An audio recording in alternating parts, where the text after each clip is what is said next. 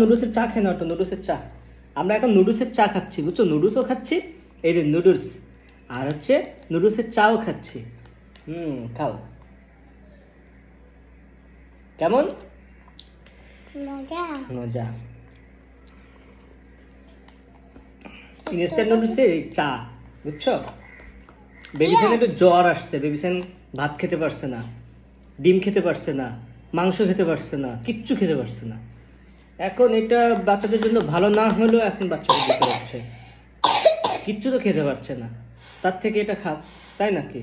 বেবিসেন অনেক অনেক কিছু বলা কাজ, কি খাবা কি খাবা, এটা খাবা ওটা খাবা, বিভিন্ন রকম নাম দেওয়ার পরে বেবিসেন এইটা কথা বলছে। তো আপাতত এটা দিচ্ছি, এটার সাথে আমরা একটু আলু মিক্স করছি যাতে আলুর কিছু যায়। আর ডিমটা আসলে নিতে পারছে না, ডিম খেলেই বমি করে দিচ্ছে, এই জন্য আমরা ডিম দেই নাই।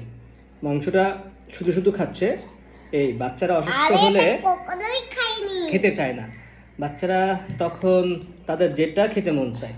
যেমন এই যে আমি যে ড্রিঙ্কও খাওয়াইছি, কারণ এটা সে খেতে চাচ্ছে। এখন থাক, একদম না খাওয়ার থেকে তো এটা খাওয়া ভালো, তাই না? আর এটা কখনোই খাইনি।